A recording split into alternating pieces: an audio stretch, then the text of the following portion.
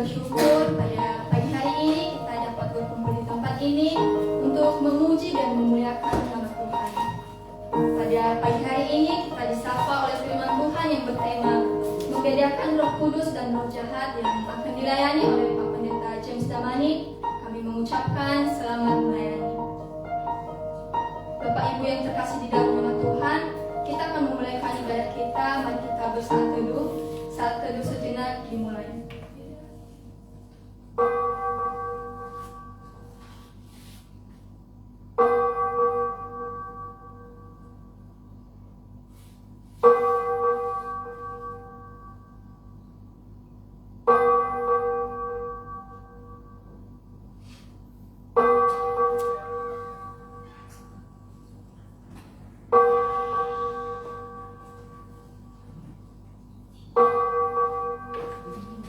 Amin. Mari bersama kita menyanyikan pujian kita. Mari sama angkat pujian kita dari Kidung Jemaat nomor 75, Roh Kudus Tetap Teguh.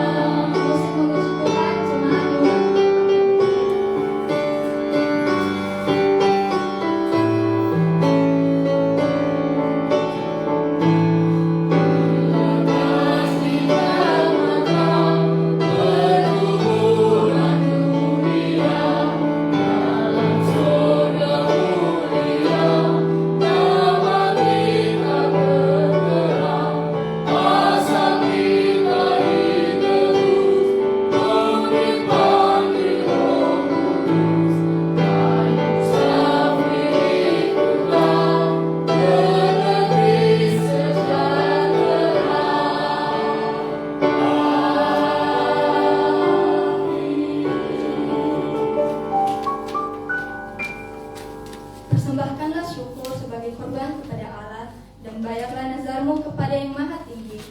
Berserulah kepada aku pada waktu kesesakan, aku akan meluputkan engkau, dan engkau akan memuliakan aku.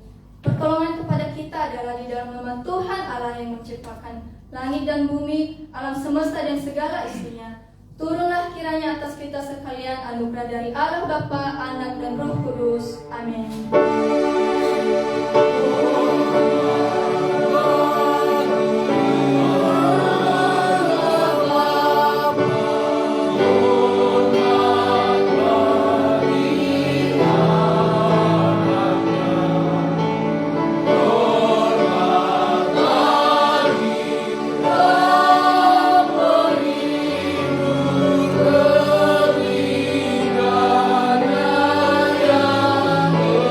So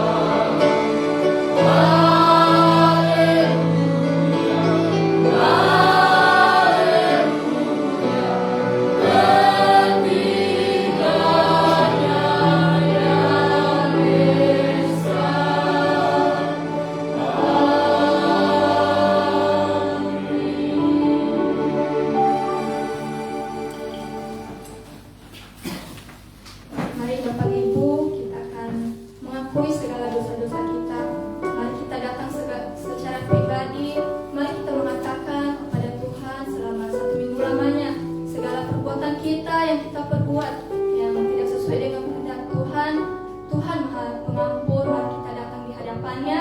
Mari kita datang secara pribadi.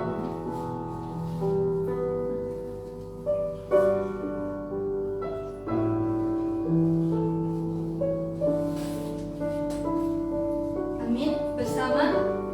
Bapa kami yang di surga, dengan kasih-Mu Engkau telah menjadikan kami, dan dengan kasih-Mu Engkau telah menjaga kami, dan dengan kasih-Mu Engkau telah hendak menjadikan kami sempurna. Dengan rendah hati kami mengaku bahwa kami seringkali tidak mengasihi-Mu dengan segenap hati, roh, jiwa, dan seluruh tenaga kami. Kami juga sering tidak mengasihi sama kami manusia, sebagaimana Kristus telah mengasihi kami. Memang Engkau di dalam kami, tetapi nafsu kami telah membuat kami lupa akan kehendak-Mu. Ampunkan kami Bapa, dan tolonglah kami, agar kami bertobat dari dosa-dosa kami, dan dari hidup kami yang salah itu. Pimpinlah kami dengan Roh-Mu, agar kami dapat berlaku seperti yang Engkau kehendaki, sehingga kami dapat masuk ke dalam kemuliaan yang sempurna, daripada ciptaan-Mu, Yesus Kristus Tuhan kami. Amin. Hiduplah dengan penuh hikmat terhadap orang-orang luar. Gunakanlah waktu yang ada. Hendaklah kata-katamu senantiasa penuh kasih. Janganlah hambar, sehingga kamu tahu bagaimana kamu harus memberi jawab pada setiap orang. Kita bersama di dalam doa Bapa kami. Bapa kami yang di surga, kuduskanlah namamu. Datanglah kerajaan-Mu, jadilah kehendakmu di bumi seperti di surga. Berikanlah kami pada hari ini makanan kami yang secukupnya, dan ampunilah kami akan kesalahan kami, seperti kami juga mengasihi orang yang bersalah kepada kami. Dan janganlah Engkau kami di dalam pencobaan, tetapi lepaskanlah kami daripada yang jahat. Karena Engkau yang punya kerajaan dan kuasa dan kemuliaan sampai selama-lamanya. Amin. Mari kita mengangkat pujian kita. Mari kita mengatakan dari nyanyian Metodis nomor 61, Barang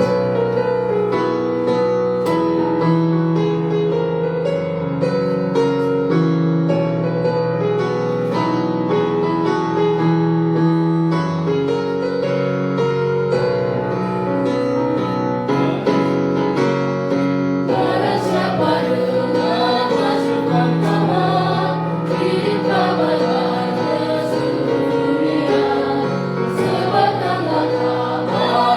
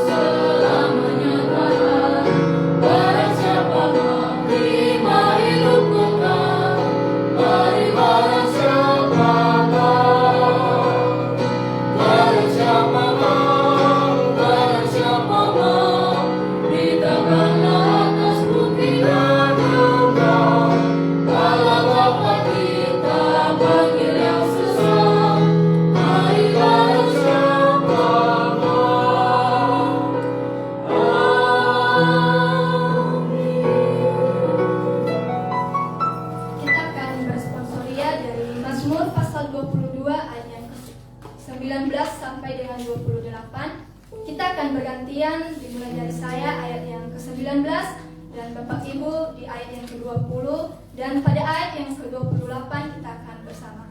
Dimulai dari saya ayat yang ke-19. Mereka membagi-bagi pakaianku di antara mereka dan mereka membuang undi di atas jubahku. Tetapi engkau jangan Ya, Tuhanku, segera menolong aku. Lepaskanlah aku dari pedang dan nyawaku dari cengkraman anjing. selamatkanlah aku dari mulut singa dan dari tanduk banteng. Kau telah menjawab aku. Aku akan memasyurkan namamu kepada saudara-saudaraku dan memuji-muji engkau di tengah-tengah jemaah. Kamu yang taat Tuhan, pujilah Dia, hai segenap anak cucu-cucu. Muliakanlah Dia dan gentarlah kepada Dia, hai segenap anak cucu Israel. Sebab ia tidak memandang hina ataupun merasa jijik kesengsaraan orang yang tertindas, dan ia tidak menyembunyikan wajahnya kepada orang itu, dan ia mendengarkan ketika orang itu berteriak minta tolong kepadanya. Karena engkau aku memuji-muji dalam dengan semuanya, dan telah membayar berbagai yang terkandung Dia. Orang yang rendah hati akan makan dan kenyang. Orang yang mencari Tuhan akan memuji-muji Dia. Biarlah hatimu hidup untuk selamanya. Bersama Segala puji bumi akan mengingatnya dan berbalik pada Tuhan, dan segala kaum dari bangsa-bangsa sujud menyembah di hadapan-Nya.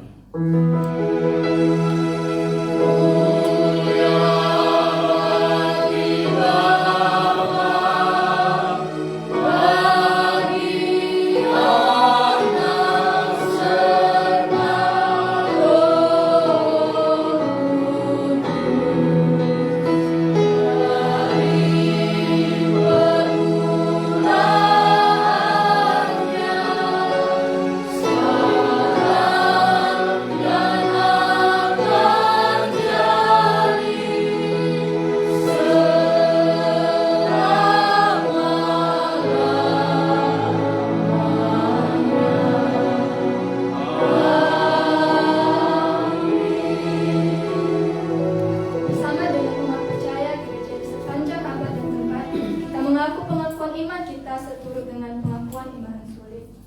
Aku percaya kepada Allah, Bapa yang Maha Kuasa, Khalik langit dan bumi, dan kepada Yesus Kristus anaknya yang tunggal Tuhan kita, yang dikandung daripada Roh Kudus, lahir dari anak darah Maria, yang menderita sengsara di bawah pemerintahan Pontius Pilatus, disalibkan, mati dan dikuburkan, turun ke dalam kerajaan maut, pada hari yang ketiga bangkit pula dari antara orang mati, naik ke surga, duduk sebelah kanan Allah, Bapa yang Maha Kuasa, dan akan datang dari sana untuk menghakimi orang yang hidup dan mati.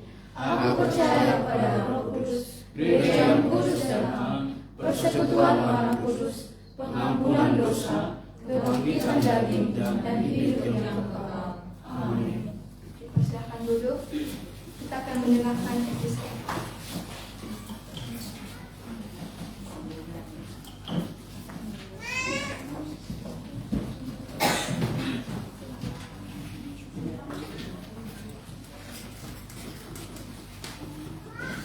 Shalom. Bacaan episode kita pada hari ini dari Galatia pasal 3 ayat 23 sampai 29.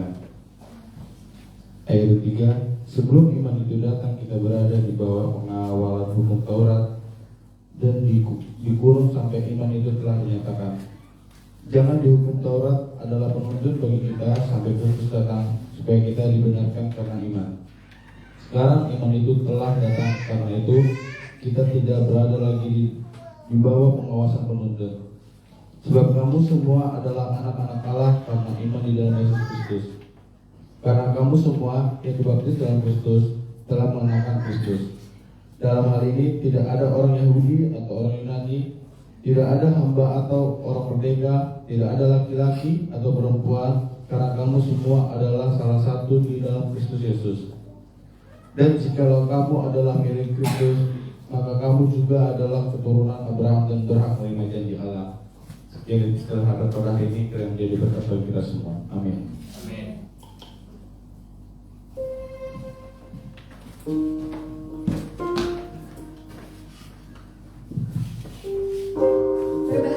setiap orang yang mendengarkan firman Tuhan serta melakukannya dalam kehidupan sehari-hari. Amin. Jika ada dari Bapak Ibu yang merindukan mempersembahkan kesaksian pujian, kami persilakan.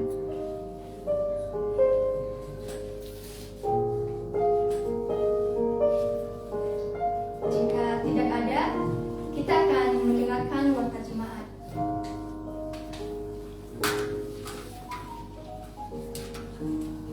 Yang pertama dari Panitia Kebaktian. Terima kasih untuk pelayan Pendeta James Damanik dan semua tim pelayan yang bertugas pada hari ini. Tuhan Yesus memberkati.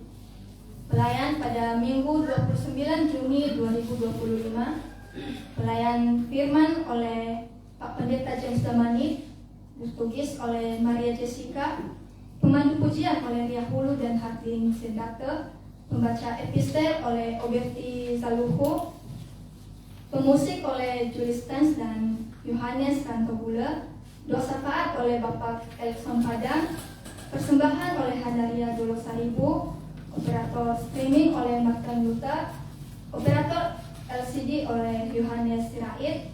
Persembahan pujian dari T3MI dan CM Maria. Penyambut jemaat oleh CM Mas Dayanti. Sekolah minggu oleh Melia. Terima kasih untuk persembahan kue snack dari keluarga Pertampu. Tuhan Yesus memberkati. Setelah ibadah kita akan diadakan rapat panitia HUT GMI Banjarmasin yang ke-6. Diharapkan untuk berhadir dan tidak terus pulang setelah ibadah. Dari Komisi Penata Layanan dan Keuangan, kantung persembahan diadakan 2 kantung untuk kas gereja. Persembahan ke depan adalah untuk dana diakonia sosial gereja kita. Persembahan dan kehadiran jemaat Minggu 11 Mei sampai dengan 19 Juni 2025 dapat dilihat di warta. Hamba Tuhan dan majelis jemaat mengucapkan terima kasih atas kesetiaan jemaat beribadah dan memberikan persembahan, pertama persembahan persepuluhan, janji iman dan ucapan syukur. Tuhan Yesus memberkati persembahan Bapak Ibu, Saudara-saudari sekalian. Dari Komisi Keanggotaan dan Evangelisasi, pemberkatan pernikahan, pengumuman dibaca 1 kali dan pertama dari 2 kali pengumuman. Akan melangsungkan pemberkatan nikah Saudari Beatrix Sitohang STP, anggota Jemaat GMI Immanuel Banjarmasin, Jabatan Bendahara Gereja 2023-2025, dengan Saudara Bernard Sari Majaya Sidoru Eskom, anggota Jemaat GPI Evata Gunung Payung Banjarbaru, yang akan diadakan pada Sabtu 5 Juli 2025 pukul 10 WITA, bertempat di Gereja GPIB Evata Gunung Payung Banjarbaru. Jika ada sanggahan sesuai dengan etika Kristen dan ajaran Alkitab atas pernikahan tersebut, dapat disampaikan kepada pemimpin jemaat Pendeta James Damanik. Grup kelas meeting menghimbau agar setiap kelas meeting mengadakan kelas meeting setiap minggu. Daftar grup kelas meeting dapat kita lihat di warta. Jemaat yang berulang tahun di bulan Juni dapat kita lihat di warta. Jika ada anggota jemaat yang berulang tahun di bulan Juni, mohon info ke Komisi Keanggotaan Ibu Celes Epiati atau Saudari Julina Zega agar bisa diwartakan.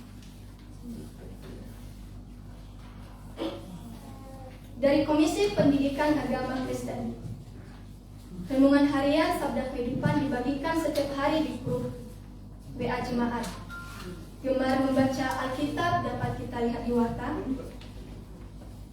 Doa pagi setiap Sabtu pagi pukul 6 sampai 7 WITA di gereja, menghimbau kehadiran semua jemaat. Pokok-pokok doa kita pada 1 minggu ini dapat kita lihat di warta. Dari Komisi Diakonia Sosial, Ibu Susi Melinda sedang dirawat di RS Bayangkara, kaki bekas jatuh dari motor membekat. Mari kita doakan untuk kesembuhannya. Dari panitia pemeliharaan harta benda, untuk kebutuhan sarana beribadah kita membutuhkan 2 kursi citos di tempat kebaktian. Kulkas gereja di pastoris sudah rusak dan kita membutuhkan 1 unit kulkas di pastoris. Janji iman dapat kita lihat di warta, dan jika ada dari Bapak Ibu yang ingin memberi janji imannya, dipersilakan. Dari panitia pengadaan lahan dan pembangunan gereja, pada hari Selasa 10 Juni 2025 sudah dihitung persembahan pundi iman celengan sebesar 314.500. Terima kasih atas persembahan celengan pundi imannya. Dari seksi P3MI, pada hari Kamis 26 Juni 2025 kita akan berkas meeting dan petugas dapat kita lihat di warta, dan begitu juga pada hari Sabtu 28 Juni 2025 petugas dapat kita lihat di warta.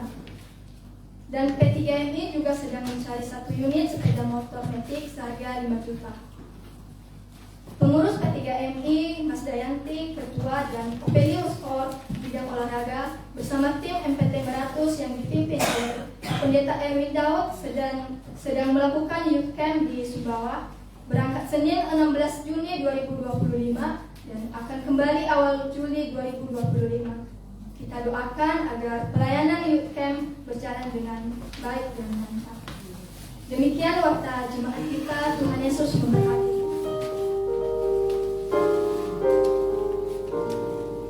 Mari kita mengangkat pujian kita.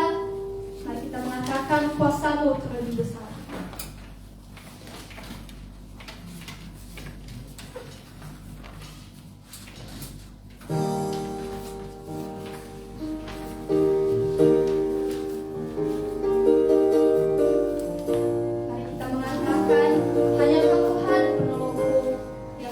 Setia bersamaku, kasih-Mu yang sanggup mengubah kehidupanku.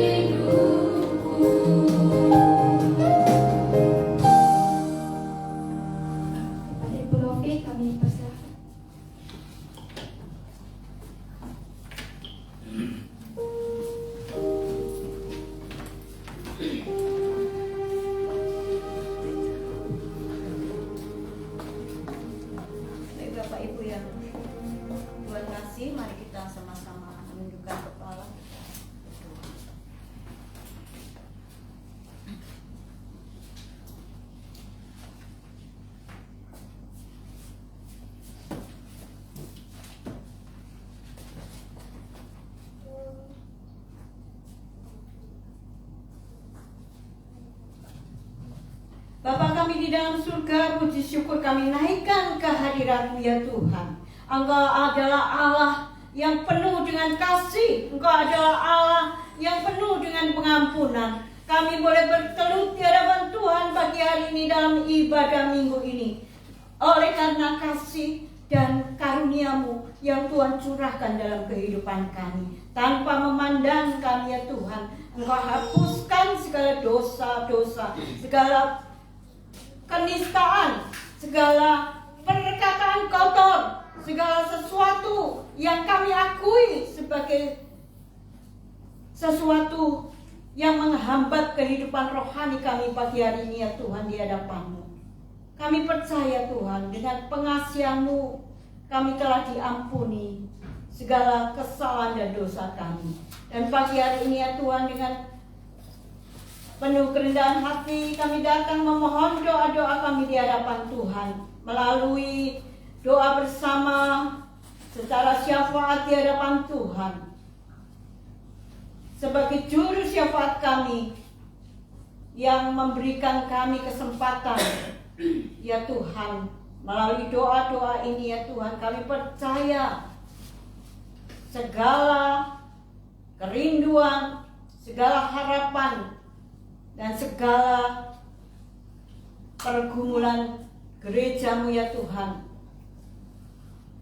pergumulan bangsa kami ya Tuhan, Engkau tidak pernah lewatkan sepatah kata pun.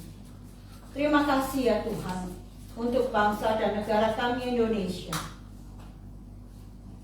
Dengan berbagai-bagai suku kami merasakan lawatan Tuhan yang luar biasa.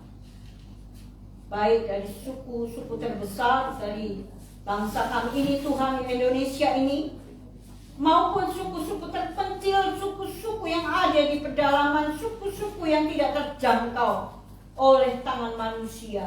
Tangan Tuhan tidak pernah meninggalkan mereka.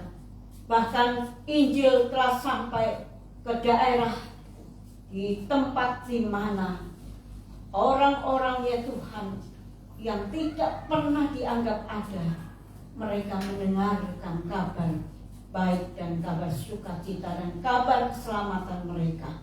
Tuhan, Kau sangat mengasihi bangsa ini ya Tuhan. Walaupun beberapa oknum ya Tuhan yang kami lihat sampai hari ini Tuhan memperlakukan orang Kristen tidak dengan keadilan, menutup banyak gereja-gereja sebagai sarana rohani pembinaan, pembimbingan anak-anak Tuhan. Mereka yang tidak dianggap berizin, sehingga mereka mengalami penutupan-penutupan, penyegelan-penyegelan gereja. Dimanapun tempatnya Tuhan, kami saat ini bawa kepada Tuhan dan berseru Tuhan, kiranya Tuhan pelayanan-pelayanan ini Tuhan akan kembali dibuka oleh karena kasih-Mu, oleh karena kuasa-Mu yang bekerja ya Tuhan. Dan melalui Injil berita kabar sukacita ini, maka berita keselamatan ini sampai kepada orang-orang yang akan diselamatkan. Tuhan, kami bersyukur untuk adanya yayasan-yayasan misi sebagai bagian perpanjangan tangan penginjilan, di mana gereja-gereja Tuhan merasa tidak mampu untuk mengemban amanat agung-Mu ya Tuhan. Kami mohon ampun ya Tuhan, karena gereja-Mu sering hanya memikirkan personalitasnya saja, hanya memikirkan program-program internalnya saja, tanpa memikirkan amanat agung yang Tuhan telah percayakan sebagai bagian dari permulaan berdirinya sebuah gereja. Tuhan, kiranya Engkau akan membakar semangat misi kami, sehingga kami sebagai anak Tuhan, sebagai anggota gereja, kami juga memiliki tanggung jawab misi dalam kehidupan kami. Terlebih ketika gereja kami GMI Immanuel Banjarmasin ini memiliki misi dan visi di mana kami setiap jemaat membawa paling tidak satu orang ya Tuhan untuk datang kepada Tuhan, untuk menerima berita keselamatan tersebut. Tuhan, kami bersyukur ya Bapa, gerejamu juga memiliki doa dan beban yang sama, di mana Tuhan dari pengembangan gereja ini ke depannya Tuhan, kami membutuhkan suatu lahan yang cukup ya Tuhan, yang luas ya Tuhan, sehingga ketika lahan tanah di depan kami ini Tuhan ditawarkan buat kami, Tuhan inilah beban kami bersama. Kami rindu ya Tuhan, Tuhan buka jalan, karena harga ini mustahil, tetapi di tangan-Mu Tuhan tidak ada yang mustahil. Engkau menggerakkan hati setiap jemaat-Mu, baik dari jemaat-Mu setempat maupun dari gereja-gereja yang lain, khususnya GMI sebagai mentor daripada GMI Manuel Banjarmasin ini Tuhan. Mereka juga memiliki visi untuk mengembangkan gerejamu ini ke depannya. Tuhan buka jalan ya Bapak, sehingga komunikasi dengan pemilik tanah dapat juga berjalan dengan lancar, dan juga pengadaan ya Tuhan, dana-dana ini terus akan dilakukan. Terima kasih ya Bapak, kami percaya buat kuasa-Mu. Demikian juga untuk rencana hari ulang tahun gerejamu pada bulan Juli ini ya Tuhan. Anak-anak Tuhan sedang mempersiapkan dalam usaha dana melalui penjualan makanan, melalui pemberian proposal. Tuhan, Kau buka jalan ya Tuhan, supaya dana ini terpenuhi, dan peringatan atau perayaan gerejamu ya Tuhan dalam ulang tahunnya, kami mensyukuri berkat Tuhan, karena Tuhan dari tahun ke tahun Tuhan ada di depan kami, memimpin gerejamu ini ya Tuhan, sampai menjadi gereja yang sungguh, gereja yang dewasa secara rohani, dan gereja yang Tuhan tambahkan jiwa ya Tuhan, sehingga tempat ini akan diperlebar, sehingga ya Tuhan banyak jiwa-jiwa dimenangkan bagi kerajaan ya Tuhan. Gereja ini boleh siap mengalami masa-masa penuaian. Terima kasih Bapak, Engkau juga memberkati para lansia kami, mereka yang dalam keadaan sakit pun masih beribadah kepada Tuhan. Tuhan berkati mereka, dan mereka yang tidak hadir bersama dengan kami, khususnya Ibu Susi yang sedang mengalami sakit di rumah sakit, Tuhan jamah segala sakit penyakitnya dan boleh kembali beribadah bersama dengan kami. Saudara kami yang tidak dapat kami sebutkan namanya satu persatu yang dalam keadaan sakit, Tuhan jamah. Terima kasih Bapa. Demikian ya Tuhan, kami serahkan doa syafaat kami kepada Sang Juru Syafaat kami Yesus Kristus yang agung, yang telah membawa kami untuk dapat menaikkan doa-doa syukur kami. Terima kasih Bapa, kiranya Roh Kudus yang akan membawa kami menjadi jemaat yang sungguh-sungguh menjadi pendoa bagi gerejanya. Dalam nama Tuhan Yesus kami berdoa dan mengucap syukur. Amin.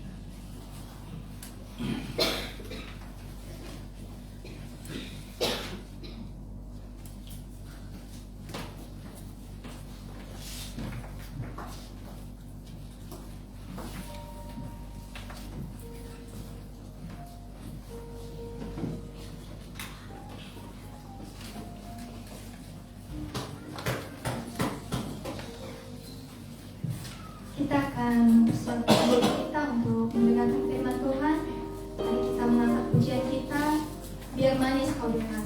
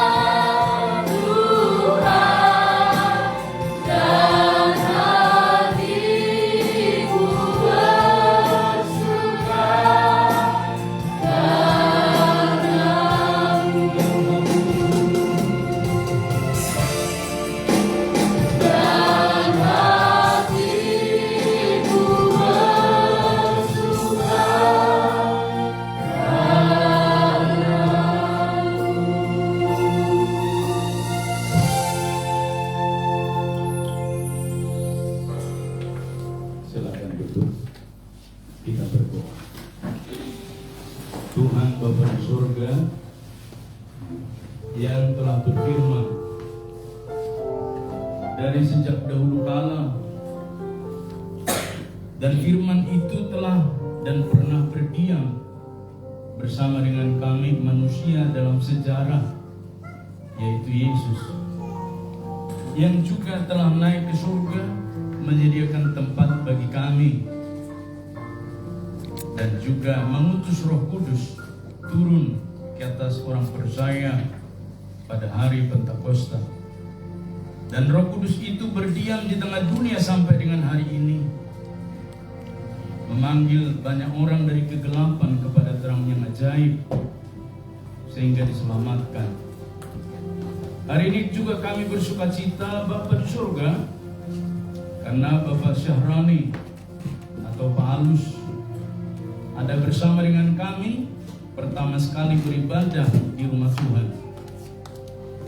Tolonglah dia Bapa mengalami kasih Kristus, Rohmu bekerja dengan kuat, sehingga prosesnya menjadi murid dapat terus terjadi, dan kelak suatu waktu dia dapat mengalami pembaptisan. Terpuji termulia namamu Bapa. Dalam nama Yesus kami berdoa dan kami mengucap syukur. Haleluya. Amin. Shalom kepada kita semua. Bapak Ibu saudaraku yang mengasihi Tuhan, saya sebagai pendeta acap kali heran dan sungguh luar biasa pada Tuhan. Karena di setiap pelayanan itu saya sering menemukan orang-orang yang telah dipersiapkan Tuhan untuk menjadi orang percaya. Minggu lalu saya akan menceritakan sedikit kesaksian tentang perkembangan pelayanan gereja kita di perbatasan Kalimantan Timur. Dan puji Tuhan sudah beberapa bulan jemaat bersekutu. Dan kita tidak tahu siapa-siapa mereka, tetapi yang kita tahu ada orang Metodis di sana. Salah satunya adalah keluarga atau ayah ibu dari saudara kita, Sela Samosir. Boleh berdiri? Ya, ini saudara kita Lulu Kulita. Dan mereka bersama beberapa orang jemaat Metodis dari Medan ada bertugas di sana, baik sebagai kapolsek, ada polsek, ada dokter, dan mereka mulai bersekutu bersama. Itu yang pertama di Senayang. 1 jam kurang lebih ke pasar Penajam. Jadi kalau mau ke IKN boleh lewat situ dan bertemu jemaat kita. Pasti dijamu karena mereka membuka lapo saksang, pasti disediakan. Seperti saya dijamu. Yang kedua, minggu itu juga kita pelayanan ke namanya Sungai Durian. Memang saya tidak bertemu duriannya Bapak Ibu, tetapi akan menjadi pelabuhan katanya di sana, kurang lebih 30 kilo dari jalan raya itu. Dan video yang saya kirimkan itulah kondisinya. Menurut orang sangat sederhana, tapi kalau menurut saya luar biasa, karena di sanalah saya melayani perjamuan pertama kali dalam kondisi seperti itu. Tetapi lawatan Tuhan sungguh luar biasa, sehingga jemaat itu mengalami lawatan Tuhan. Dan di akhir dari kebersamaan itu mereka bersaksi perjamuan ini beda dari yang lain. Berarti bukan soal perjamuannya, bukan soal siapa yang melayani, tapi soal Tuhan melawat di sana dan mempersiapkan jemaat. Kurang lebih 15 anak-anak kecil, remaja, dan tidak ada guru-guru sekolah minggu. Dan tenaga kita sangat kurang. 1 orang calon pendeta guru Injil di Bahtera Swarga, Serongga, itulah yang ke sana. Dan Bapak Ibu, kekurangan tenaga. Betullah kata firman Tuhan, tuayan memang banyak tetapi para penuai sedikit. Dan doakanlah supaya 2 bakal pos ini segera terrealisasi, sehingga Bapak Ibu, apakah karena kita gereja pos tidak bisa buka pos, tapi akan kita serahkan ke resort yang mana mereka akan ambil alih dan mengutus hamba-hamba Tuhan. Itu perkembangannya Bapak Ibu. Dan di sana banyak orang-orang di perkebunan itu tidak pernah beribadah. Sekalipun mereka dari berbagai tempat, mungkin dulu Kristen. Dan yang terakhir, saya bertemu dengan Bapak Sahrani. Boleh berdiri Pak, nggak apa-apa ya? Ya, orang Banjar.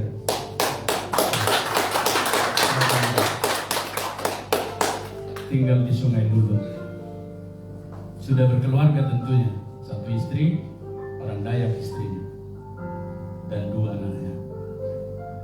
Bapak Ibu, saudaraku, asal kita meminta pada Tuhan, pasti Tuhan akan mempertemukan kita dengan banyak orang seperti moto gereja. Apa moto gereja kita hari tahun ini? Menemui Tuhan setiap hari. Pasti Tuhan. Maka sebenarnya bagi kita yang sudah di dalam kerajaan Allah, kawanan domba-domba Tuhan, kurang bergairah rasanya hidup kekristenan kita kalau kita fokus dengan diri kita saja. Tapi ketika kita meminta pada Tuhan, Tuhan, saya ingin berguna bagi si A, si B, si C, pasti Tuhan sediakan. Itulah sebabnya Bapak Ibu saudaraku, berita anugerah kepada kita, kiranya nanti di belakang beliau ini ada istrinya, ada anaknya. Kalau dia dimenangkan tentu akan berderet lagi orang datang mengikut Tuhan. Jadi sebenarnya bukan soal siapa yang dipakai Tuhan, tapi siapa yang mau gitu loh Bapak Ibu. Saya kalau mengajar ke SMA Negeri 11 itu suka saya bertanya dengan siapa saja, suka saya ngobrol dengan siapa saja. Karena itulah jembatan kita bertemu dengan banyak orang. Karena di dalam diri kita telah dimeteraikan oleh Tuhan Roh-Nya yang kudus. Sehingga keinginan Tuhan yang menjadi terus semangat kita pasti menyenangkan Tuhan. Dan oleh-oleh dari konferensi tahunan Gemilai 2, ya saya masih ditempatkan di sini. Ya kita berdoa terus agar rencana-rencana indah dapat terwujud terlaksana. Baik, terima kasih. Mari kita membuka satu bagian firman Tuhan yang diberikan kepada kita oleh Almanak, ya, dari Gereja Metodis Sedunia, dari Lukas pasal 8 ayat 26 sampai dengan ayat yang ke-39. Lukas 6 ayat 28 sampai dengan 39. Mari kita membaca bagi yang membawa Alkitab.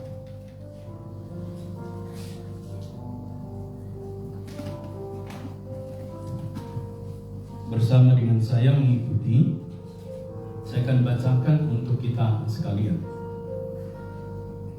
Kemudian mendaratlah Yesus dan murid-muridnya di tanah orang Gerasa yang letaknya berseberangan dengan Galilea. Setelah Yesus naik ke darat, datanglah seorang laki-laki dari kota itu menemui dia. Bapak Ibu mungkin ada beda terjemahannya ya. Ini terjemahan baru 2. Setelah Yesus naik ke darat, datanglah seorang laki-laki dari kota itu menemui dia. Orang itu dirasuki oleh setan-setan dan sudah lama ia tidak berpakaian. Ia tidak tinggal dalam rumah, tetapi di pekuburan. Ketika melihat Yesus, ia berteriak, lalu sujud di hadapannya dan berkata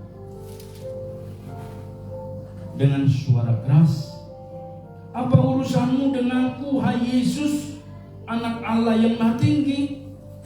Aku mohon, janganlah menyiksa aku." Sebelumnya Yesus pernah memerintahkan roh jahat itu keluar dari orang itu. Roh itu sering menyeret-nyeret dia. Maka untuk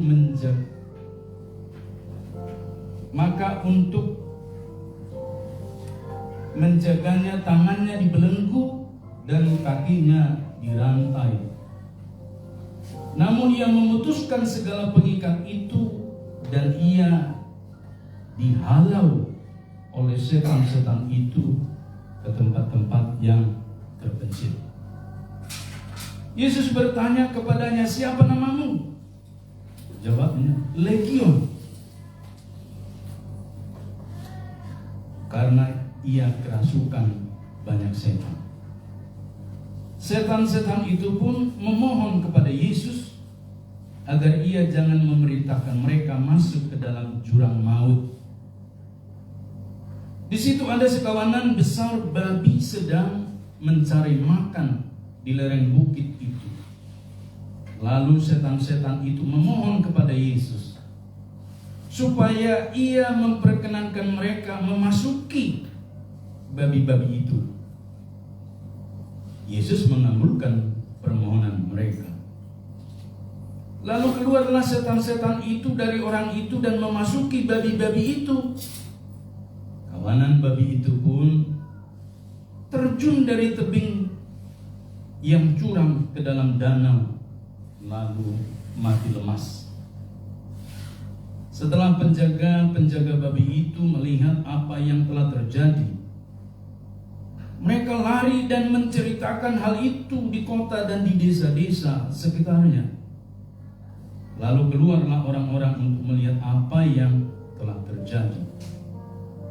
Mereka datang kepada Yesus dan mereka menjumpai orang yang telah ditinggalkan setan-setan itu duduk di dekat kaki Yesus, telah berpakaian dan sudah waras. Mereka pun merasa takut. Orang-orang yang telah melihat sendiri hal itu memberitahukan kepada mereka bagaimana orang yang dirasuk setan itu telah diselamatkan. Seluruh penduduk daerah Gerasa pun meminta Yesus meninggalkan mereka, sebab mereka sangat ketakutan. Lalu naiklah ia ke dalam perahu dan kembali. Orang yang telah ditinggalkan setan-setan itu meminta supaya ia diperkenankan menyertainya. Namun Yesus menyuruh dia pergi, katanya, "Pergilah ke rumahmu dan beritakanlah segala sesuatu yang telah dilakukan Allah kepadamu." Orang itu pun pergi ke seluruh kota dan memberitahukan segala sesuatu yang telah dilakukan Yesus atas dirinya. Sedemikian jauh pembacaan firman Tuhan ini, Bapak Ibu, saudaraku jemaat yang mengasihi Tuhan.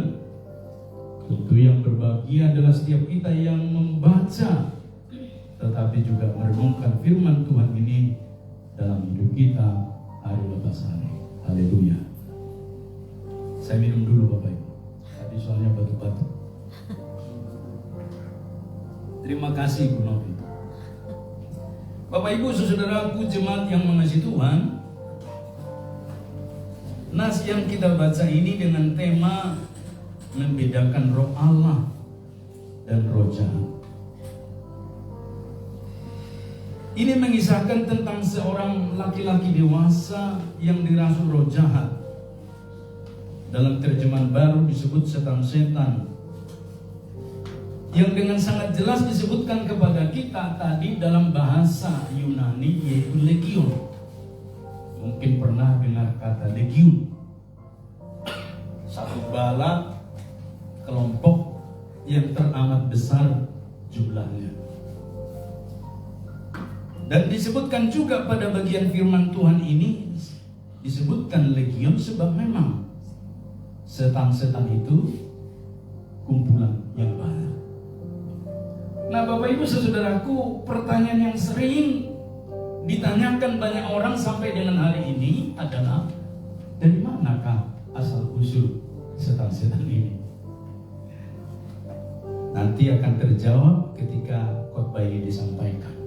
Maka jangan tidur, ya, jangan pikirannya kemana-mana, simak terus. Bapak Ibu saudaraku, dalam percakapan yang Tuhan Yesus lakukan dengan laki-laki tersebut, pasti ini laki-laki dewasa. Sebab disebutkan di sana tenaganya kuat, bisa untuk mematahkan belenggu, rantai, dan seterusnya. Sehingga kita menemukan di sana ketika dia hidup dalam kondisi seperti itu, dan memang tidak dijelaskan sejak kapan dia dirasuk setan, dan juga tidak dijelaskan di sini mengapa keluarganya tidak ditunjukkan juga apakah mereka terikat dengan perdukunan. Dan Bapak Ibu Saudaraku, firman Tuhan ini adalah kejadian nyata, kisah yang dialami oleh Sang Firman, yaitu Yesus Kristus. Kalau di dalam Alkitab berbahasa Arab disebut dengan Isa Al-Masih, tapi Alkitab berbahasa Arab ya persis sama itu orangnya. Dan Bapak Ibu Saudaraku, hal itu memperlihatkan kepada kita bahwa setan-setan itu dalam perikop ini mengendalikan laki-laki dewasa tersebut. Artinya tingkat pengendalian dia terhadap dirinya tidak ada sama sekali. Dan ini sebenarnya kalau kita bahas, orang yang terikat dengan narkoba itu kan tidak bisa mengendalikan dirinya. Berarti ada kemungkinan juga dia dikuasai oleh kelompok legion. Dari mana kita tahu bahwa ternyata Bapak Ibu, setan-setan itu menguasai pria tersebut atau laki-laki tersebut? Ada 5 di sini petunjuknya yang bisa kita lihat. Yang pertama di ayat 27 dikatakan dia sudah lama tidak berpakaian. Berarti orang itu telanjang atau berpakaian secukupnya saja. Dan saya sering bertemu laki-laki seperti itu. Ada di pasar lama, kadang pakai baju, kadang tidak. Kadang pakai baju compang camping, kadang celananya bolong. Dan kalau kita orang waras menertawa yang tidak waras, berarti kita sama tidak warasnya. Dan Bapak Ibu Saudaraku, dia tidak mengerti etika itu dengan kata lain. Yang kedua, juga di ayat 27 dikatakan di sana, tidak tinggal dalam rumah melainkan di pekuburan. Siapa yang mau tinggal di pekuburan? Sedangkan penjaga kubur tinggal di kampung, dan mau di pekuburan. Berarti hanya orang yang tidak waras, yang sudah terganggu pikirannya, tinggal di tempat-tempat seperti itu. Mengajarkan kepada kita ini adalah sesuatu karakteristik yang dikerjakan roh jahat itu lain dari kemanusiaan yang normal. Makanya segala yang abnormal itu hati-hati loh. Dan yang ketiga juga di ayat 27 disebutkan ketika melihat Yesus, ia berteriak-teriak. Saya sering bertemu orang ini. Saya pernah mengisahkan tentang Yesus, orang itu langsung kesurupan. Langsung berkata kepada saya, itu kan Tuhanmu, bukan Tuhanku. Pergi nampak dari warung ini. Ya saya pergi saja. Ketika melihat Yesus, dia berteriak-teriak. Medsos itu hari-hari ini gambaran yang jelas tentang masyarakat sedunia. Seperti apa Yesus disampaikan. Ada yang lemah lembut berkata, ya jika lo itu kehendak Tuhan jadilah. Kalau bukan Tuhan berkehendak, ya apa boleh Tuhan. Kita berbeda sampai akhir hayat. Kan adem, damai. Tapi ini, kalau setan-setan itu, dia berteriak-teriak. Dan yang keempat di ayat 28 disebutkan sujud dalam kesombongan. Wow, kok sujud tapi sombong? Nah itu laki-laki tadi yang dirasuk setan itu kan dia sujud, tapi sombong dia. Di ayat 28 itu sangat jelas disebutkan. Saya baca sekali lagi Bapak. Sebelumnya Yesus pernah memerintahkan roh itu keluar dari orang itu. Roh itu sering menyeret-nyeret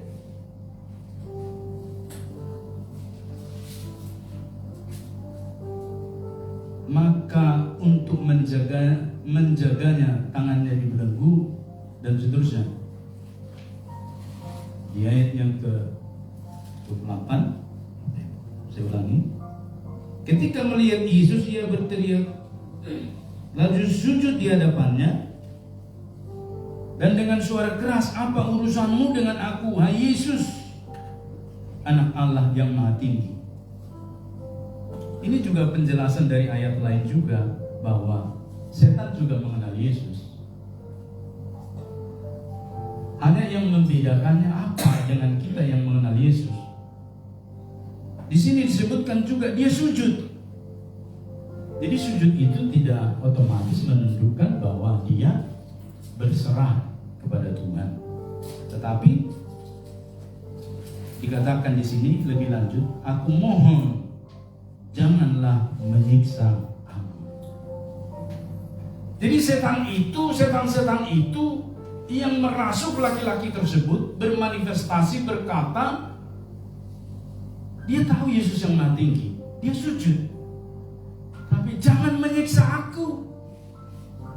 Artinya dia mau menunjukkan saya ini otonom loh, tolonglah hargai privasiku. Oh, keren kan iblis kok mempunyai hak privasi. Dan Bapak Ibu Saudaraku, itulah yang disebut dengan sujud dalam kesombongan. Dan yang kelima, dikatakan di sana ditawan roh jahat, diseret-seret dan dibuat terpencil. Ayat yang ke-28. Kan perintah Tuhan, hendaklah engkau bersekutu. Tapi setiap mereka yang dirasuk setan menjauhkan diri dari persekutuan. Jadi satu koreksi sebenarnya kepada umat Tuhan. Nah, setiap yang menjauhi persekutuan itu bukan pekerjaan Roh Allah. Nah, dari kelima tanda yang dialami oleh laki-laki tersebut, yang juga merupakan ciri-ciri secara tidak langsung dari setan-setan atau roh jahat atau legiun. Itulah ciri-cirinya setan-setan itu. Nah, Bapak Ibu Saudaraku, dari kelima tanda tersebut dengan tepat Tuhan Yesus berkata bahwa setan-setan, iblis, roh jahat itu kan satu kelas, satu kelompok, namanya saja yang berbeda. Dari semua karakternya itu pasti disebutkan dengan satu kata, yaitu pendusta. Bapak Ibu, di dalam Yohanes 8 ayat 14 ya, kita dibantu mengerti seperti apa setan-setan yang dibahas di Lukas tadi dan kaitannya dengan iblis sebagai pendusta. Paralelnya di Yohanes 8 ayat 44. Kalau bisa ditampilkan ayatnya boleh. Disebut demikian Bapak Ibu, saya baca untuk kita ya.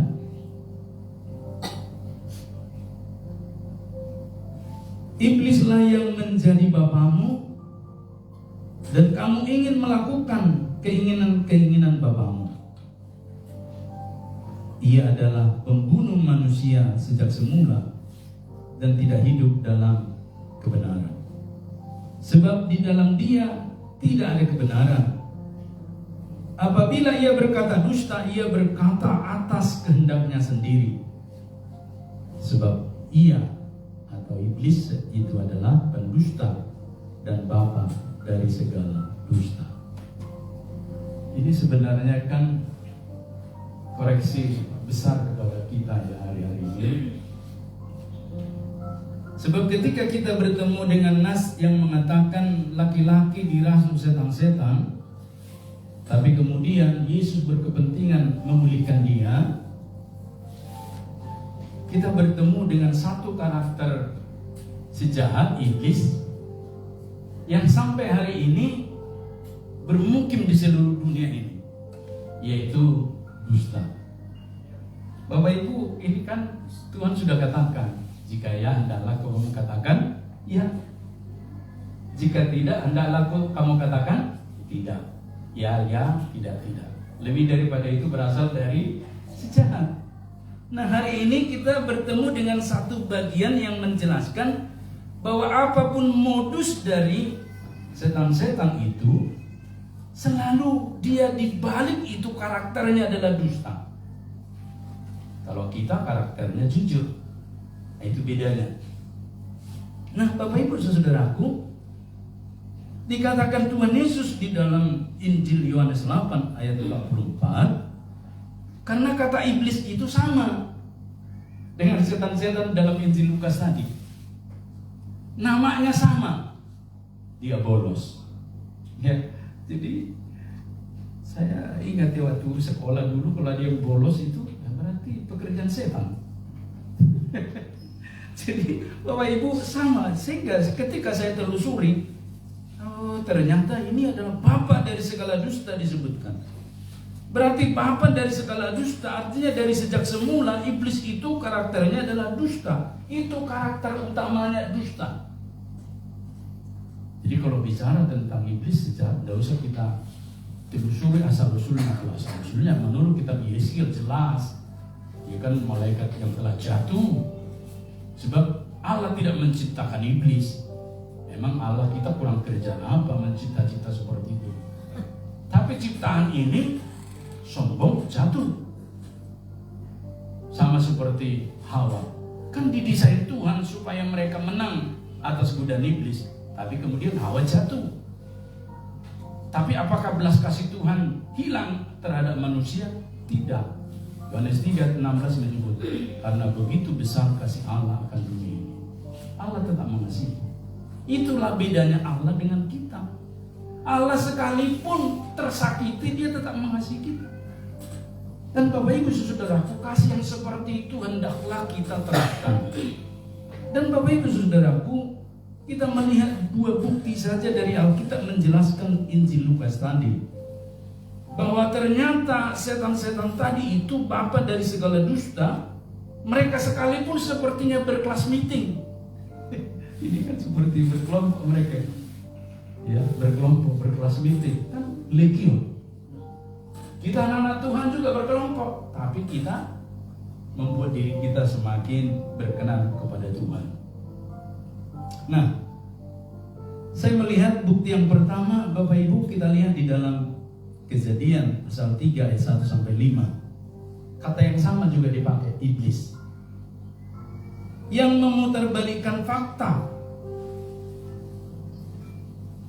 yaitu memutarbalikkan perintah Tuhan kepada Adam dan Hawa manusia pertama.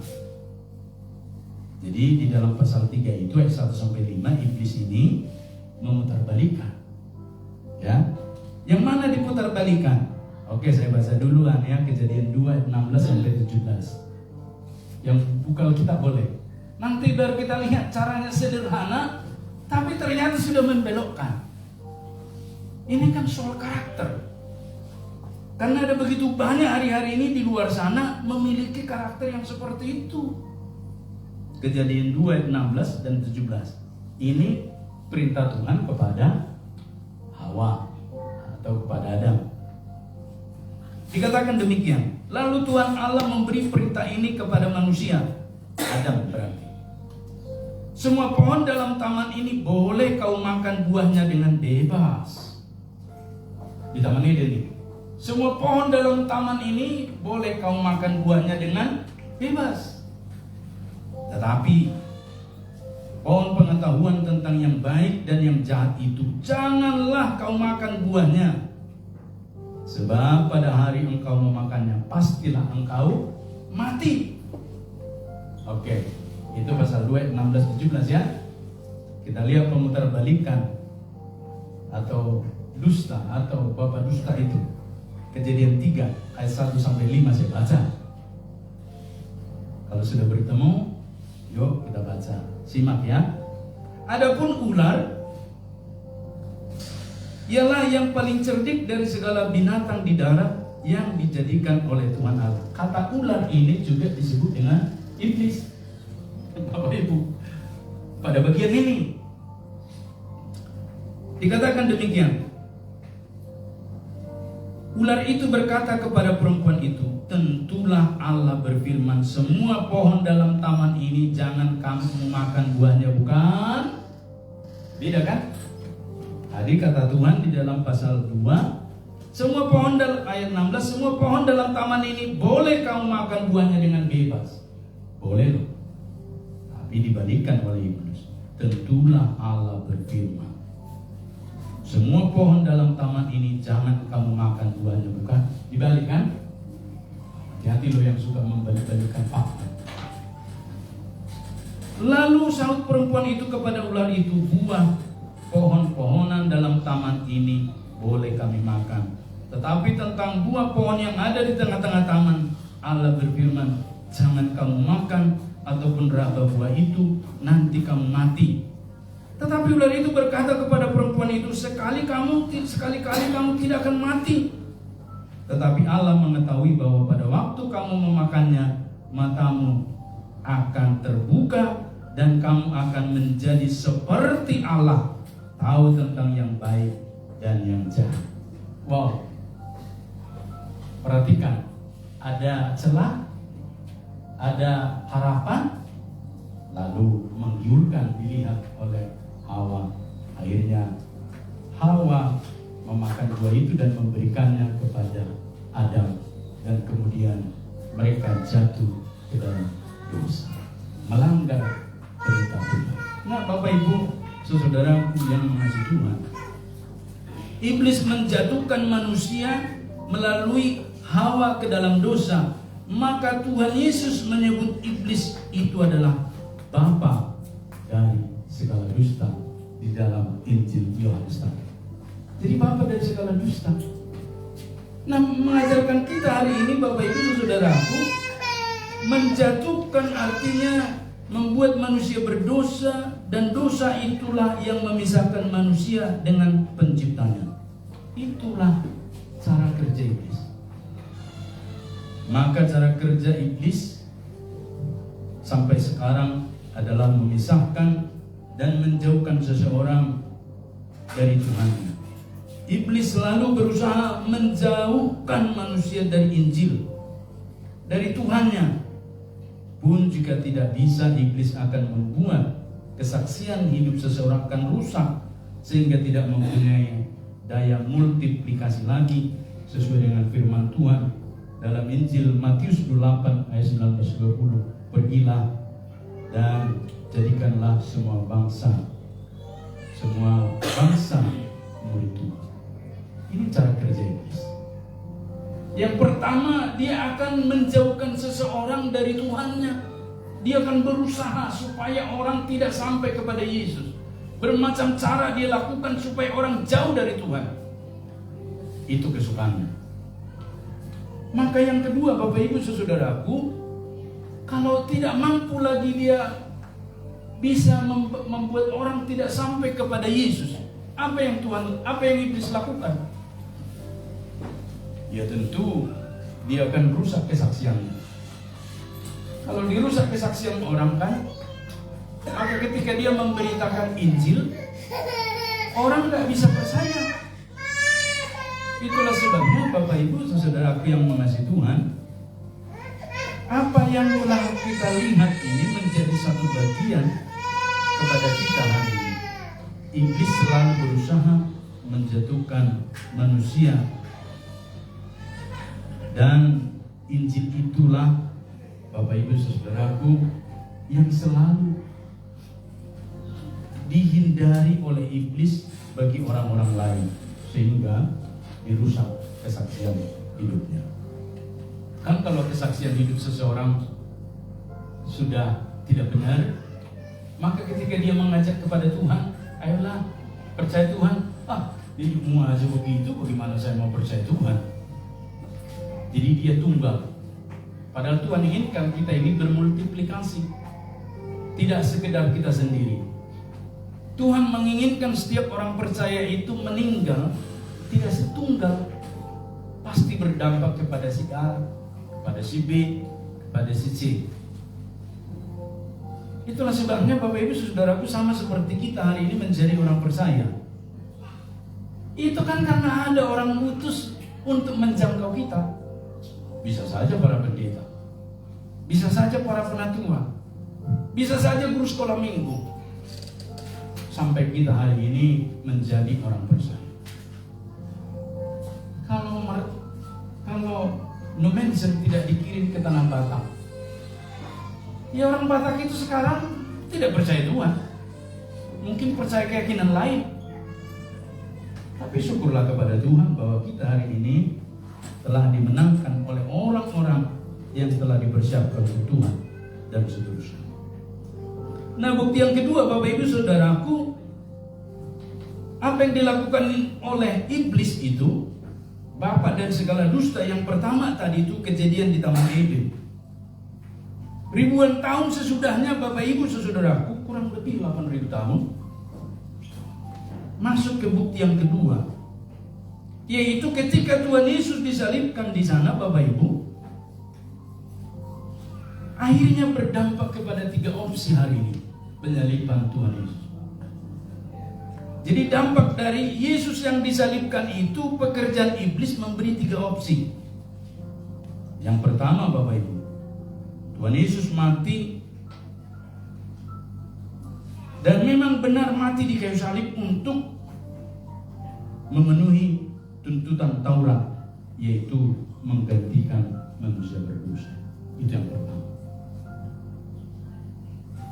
Opsi itu, Bapak Ibu, ketika Yesus mati di kayu salib itu, memang benar dia mati secara historis. Pernah ada seorang manusia mati di situ bersama 2 orang penyamun. Itu fakta nyata, historis. Dicatat juga dalam sejarah Romawi. Tetapi juga Bapak Ibu Saudaraku, di dalam Alkitab juga disebutkan bahwa dia memang disalibkan di sana dengan maksud memenuhi tuntutan Taurat, menggantikan manusia berdosa. Dan ini kan mengajarkan kita hari-hari ini bahwa logika itu kan sekarang cetek. Jadi logika kita ini udah diukur, udah ada yang menyamai ya cara berpikirnya Tuhan, sepintar apapun. Maka Bapak Ibu, terjawab sudah mengapa Yesus disalibkan. Kalau hanya untuk menebus manusia, mengapa mesti dia menderita di sana? Bikin malu gitu loh kata orang.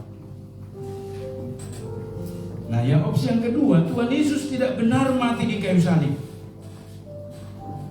Jangan kita berpikir Yesus mati di kayu salib, peristiwa 2000 tahun yang lalu itu, yang dicatat dalam sejarah Romawi oleh Tacitus, tetapi juga dicatat dalam Alkitab oleh 4 Injil, dan mengajarkan kepada kita hari ini bahwa ternyata ada opsi yang kedua, Tuhan Yesus tidak benar mati di kayu salib.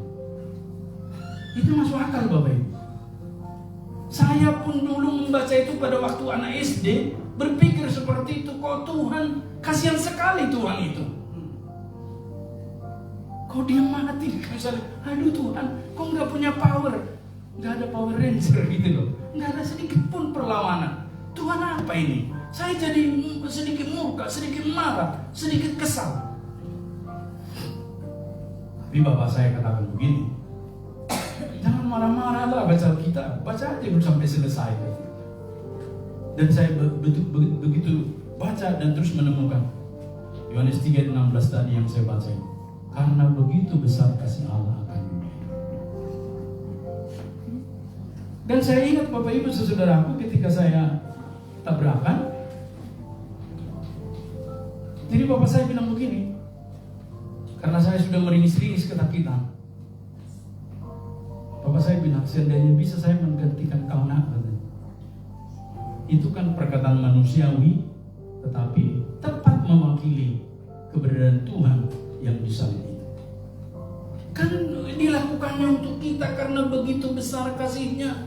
Apapun dilakukan supaya manusia itu tidak mati, maut kekal, tidak masuk neraka. Dia harus memberikan jalan keluar.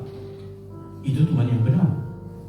Sama seperti ayah saya, seandainya bisa saya menggantikan kau nak, dalam ringisan tangismu itu. Tapi kan tidak bisa. Tapi Tuhan bisa. Bapak Ibu Saudaraku, di dalam opsi yang kedua ini kita menemukan pasti dikatakan di sini bahwa Yesus benar-benar tidak mati di kayu salib, pasti dia digantikan oleh orang lain. Ya dong. Dengan alasan tidak mungkin Tuhan Allah bisa mati di tangan manusia, dan Allah kelihatan tidak punya kuasa. Kalaupun dia mati di kayu salib, itu sekedar sandiwara. Jadi perhatikan Bapak Ibu, dampak pekerjaan iblis tadi yang disebutkan legion setan-setan itu sudah bekerja di dalam Taman Eden, dan bekerja pada waktu Yesus disalibkan, dan bekerja juga sampai dengan hari ini, membuat orang jatuh di dalam opsi yang kedua ini, tidak percaya. Jadi kalau kita hari ini percaya, bersyukur. Sebab ada tuh begitu banyak orang tidak percaya. Mau dites, nanti cerita aja sama teman-temannya di luar gereja ini, pasti tidak percaya. Itulah sebabnya pada bagian ini kita belajar Bapak Ibu Saudaraku, pekerjaan iblis itu mempengaruhi sehingga sampai hari ini ada opsi yang kedua, Yesus tidak benar mati. Kasihan, masa Allah sih mati? Lucu. Saya pun tidak setuju Allah mati. Mana mungkin Allah mati dibunuh oleh serdadu Romawi lagi? Yang mati kemanusiaan Yesus. Allah tidak pernah bisa mati. Dan tidak ada satupun di antara manusia yang bisa membunuh Allah. Tetapi yang mati adalah kemanusiaan Yesus. Sebab kemanusiaan itulah menggantikan kita manusia 100%. Kan yang mau diganti manusia berdosa, maka dia harus jadi manusia 100%, bukan sandiwara. Dan sungguh-sungguh dia mati dalam kemanusiaan, tapi dia bangkit oleh perkataannya. Maka kalau ada yang bertanya, Yesus itu enggak Allah, kok dia dibangkitkan oleh Allah? Tidak. Firman katakan dia bangkit oleh perkataannya. Pada hari yang ketiga saya akan bangkit. Perkataan Tuhan Yesus. Sehingga Bapak Ibu Saudaraku, dari opsi pertama, opsi kedua, masuk kepada opsi ketiga, ini banyak di negara-negara Eropa. Tuhan Yesus mati di kayu salib ataupun tidak ada urusan. Bukan urusan saya itu, masa bodoh. Mau percaya, mau tidak, itu urusanmu. Saya tidak tahu kita berada di posisi mana ini Bapak Ibu. Opsi pertama kah?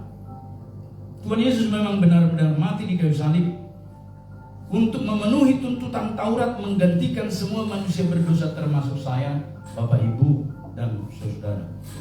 Tapi apa mungkin opsi yang kedua, Yesus tidak mati, pasti digantikan oleh orang lain, atau paling tidak pura-pura mati dan bersandiwara. Atau opsi yang ketiga, mau dia disalib, mau tidak, itu bukan urusanku. Om saya memikirkan besok mau makan apa, om saya memikirkan besok dapat cuan apa, dapat uang apa. Bapak Ibu Saudaraku, perhatikan, di semua itu pasti Allah bekerja, tapi juga iblis juga bekerja mempengaruhi. Nah, jika disupai, maka sepertinya pilihan pertama sangat sedikit Bapak Ibu, dan hanya orang-orang terpilih yang menerimanya. Sebaliknya, opsi kedua dan ketiga sangat berada di bawah pengaruh iblis atau setan-setan yang tadi menguasai laki-laki tersebut. Nah, Bapak Ibu Saudaraku yang mengasihi Tuhan, kita mesti memastikan pilihan kita yang mana. Dari kedua bukti tersebut, sejarah mencatat bahwa riwayat dusta yang telah dipraktekkan oleh iblis itu sama panjangnya dengan riwayat peradaban manusia itu sendiri. Jadi sama panjangnya riwayat dusta dengan riwayat peradaban kita hari ini.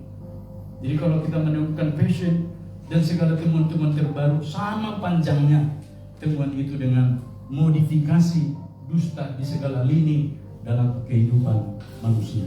Maka Tuhan Yesus datang memberi terang. Tuhan Yesus memberi kecerahan agar dusta dan kegelapan itu sirna dari peradaban dunia. Apa buktinya? Yesus memulihkan laki-laki tersebut. Dan kalau kita perhatikan, pada bagian yang terakhir disebutkan di sana Bapak Ibu,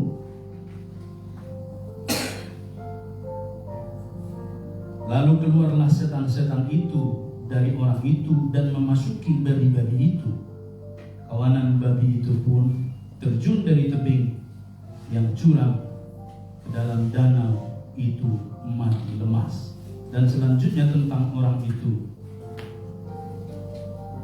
orang-orang yang telah melihat sendiri hal itu memberitahukan kepada mereka bagaimana orang yang dirasuk setan itu telah diselamatkan. Bapak Ibu, Roh Kudus bekerja, perhatikan di sana, menyelamatkan. Tetapi setan-setan bekerja membuat orang terikat. Nah, coba kita pikirkan apa yang membuat kita terikat hari ini. Ya, ada orang terikat dengan mammon loh, uang. Ada orang terikat dengan apa lagi? Hobi. Ada orang banyak terikat dengan hobi. Aduh, kalau di kampung kami banyak orang terikat dengan judi. Ada orang banyak terikat. Tetapi Roh Allah membebaskan kita. Maka dari firman Tuhan ini, Tuhan Yesus datang memulihkan laki-laki tersebut, menyelamatkan disebutkan.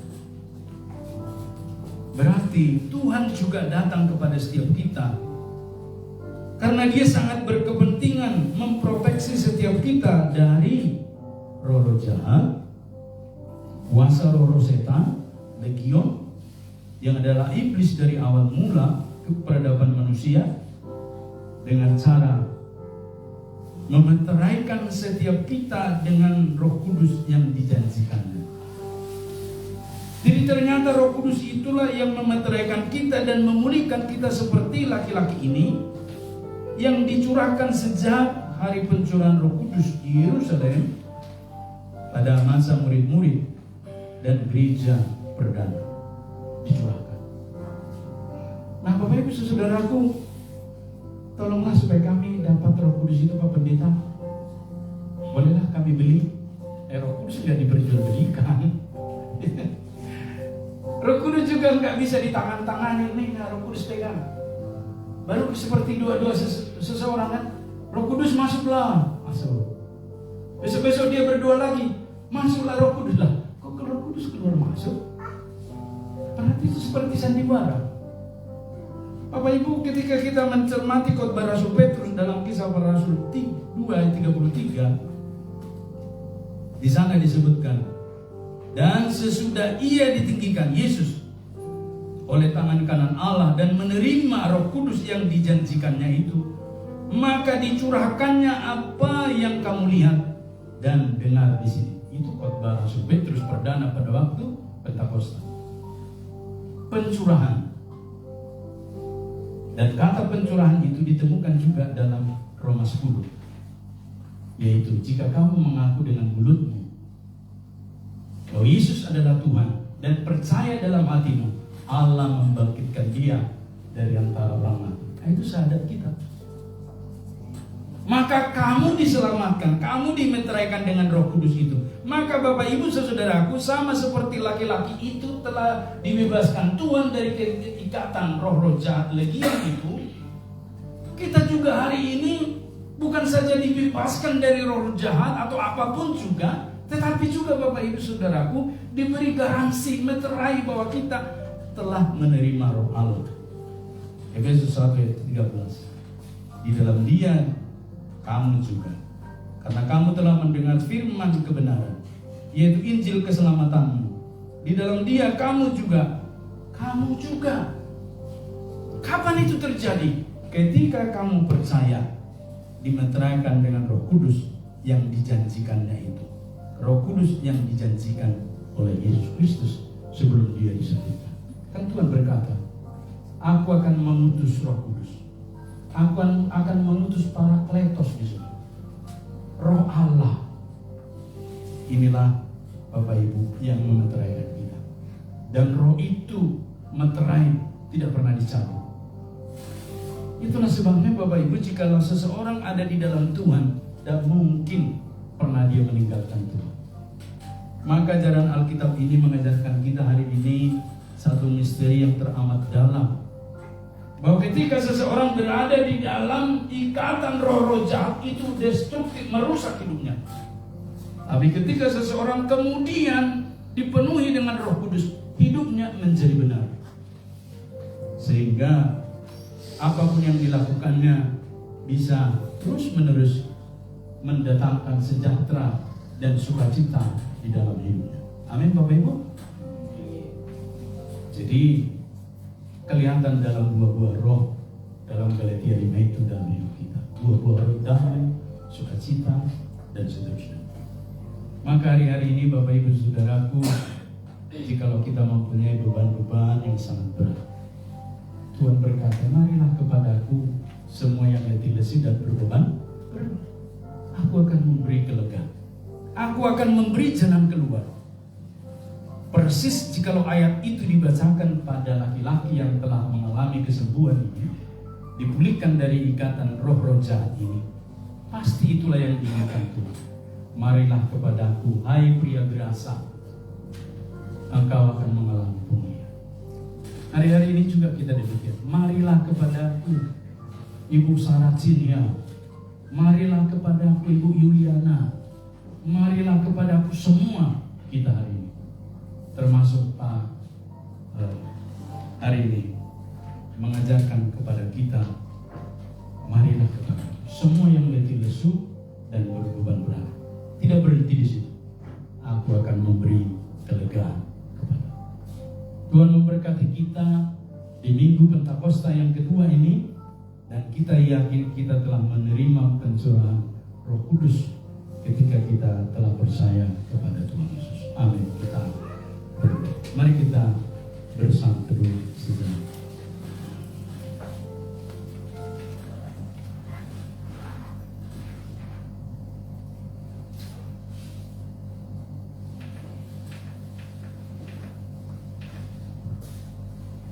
Kita berdoa. Bapa di surga, kami naikkan syukur karena kami telah dilawat oleh firman. Kami telah menerima Roh Kudus dan janji-Mu yang kudus, bahwa kami di tengah dunia ini adalah sementara, dan nama kami telah tercatat dalam buku kehidupan di kekekalan. Engkau memberkati firman-Mu. Tambahkan terus semangat kepada jemaat-Mu membaca Alkitab, supaya kuat menghadapi segala macam godaan budaya si iblis sejahat, sehingga terus berkemenangan dan berdampak seterus di kota Banjarmasin. Kami mengucap syukur untuk Bapak Syahrani sekali lagi yang telah mendengar firman. Kau menolong memberkati dia dalam pergumulan-pergumulannya. Kami percaya Engkau memilih dia. Bahkan sebelum dunia dijadikan, Engkau telah menetapkan dia menjadi orang percaya. Menerankan dia dan imannya.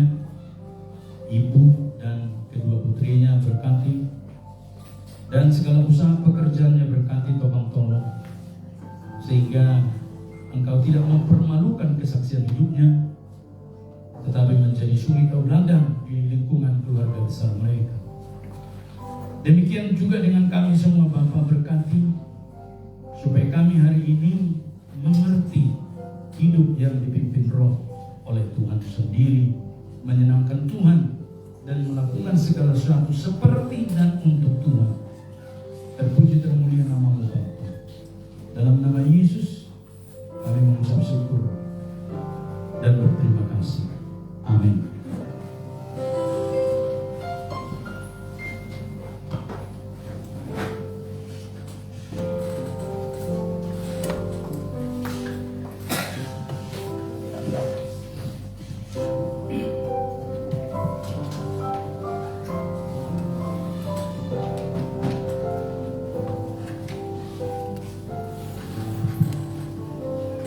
Sebab dialah anak kita dan kitalah umat gembalaannya dan kawanan domba tuntunan amannya. Pada hari ini kiranya kamu mendengar suaranya. Akan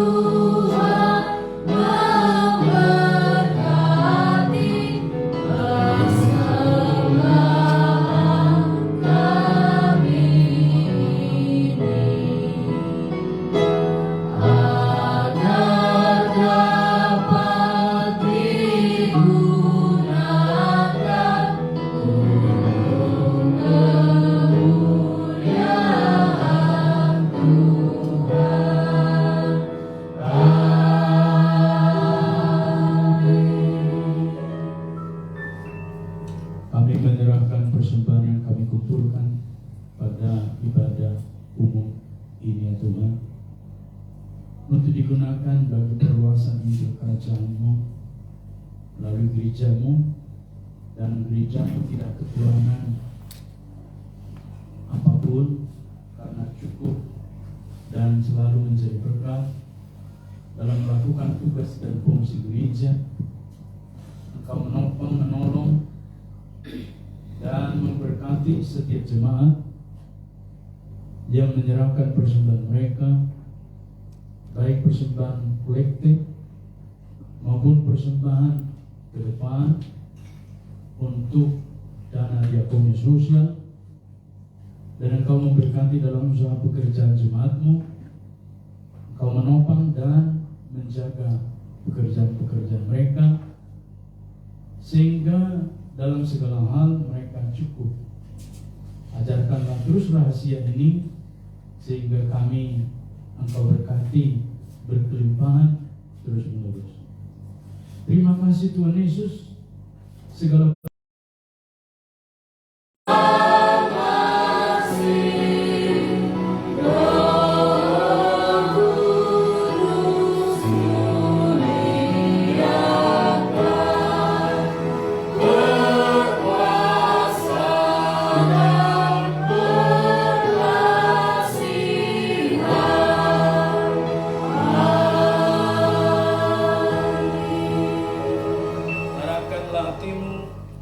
dan terimalah berkat Tuhan.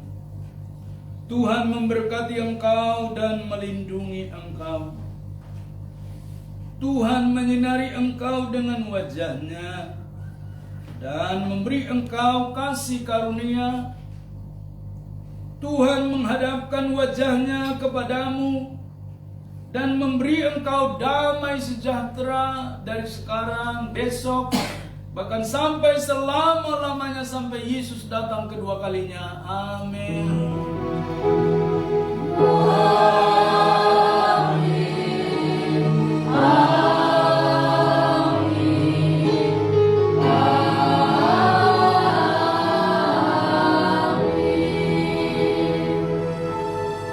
Silakan duduk sampai pribadi.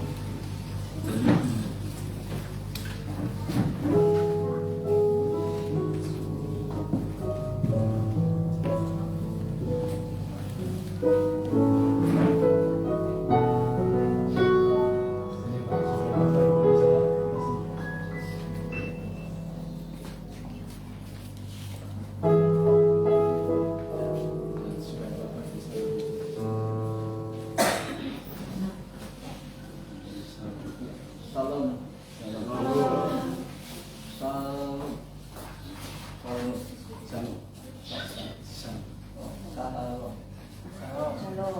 Bapak ini baru mengerti shalom. Biasanya assalamualaikum warahmatullahi wabarakatuh. Gitu ya.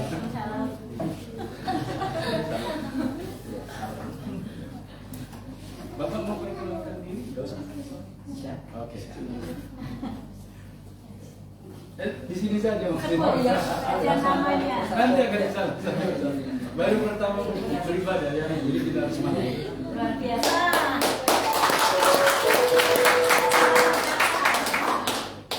Bapak namanya siapa? Nama perkenalkan nama Ulus Saharani, tapi yang sering dipanggil Pak Alus. Pak Alus, guys.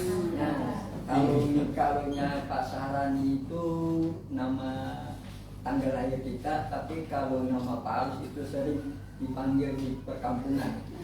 Nah, itu. Lahir dan besar di mana Pak? Itu mungkin. Di Banjarmasin, lahir di Banjarmasin, tempatnya kemarin di Kelayan. Nelayan. Tapi kalau orang tua berasal dari Hulu Sungai semua. Hulu Sungai. Kalaunya mertua di sebelah orang Dayak, yang satunya dari orang Brabai. Anak dua Pak ya? Anak dua. Yang satu bernama Raudatul Benak, Sekolah di madrasah. sekolah madrasah Man 1, baru kelas 3 naik kelas 3. Yang kedua Putri Habibah, itu sekolahnya di SMA 3 baru naik ke kelas 2. Tuhan berkati ya Pak ya. Bagaimana perasaannya Pak dengan Tuhan Yesus? Sangat nyaman. Biasa Pak. Selamat datang di keluarga besar GMI Pak. Mungkin Ibu bisa sambung dalam bahasa Banjar. Oh iya, yang bisa Ibu tentunya Ya, Ibu bahasa Indonesia bisa, bahasa Arab. Oke, baik. Kiranya Bapak senang yang kalau ada waktu setiap minggu boleh datang ya Pak ya. Oke, Tuhan berkati. Kita salam-salam beliau. Bapak di sini aja nanti di sini.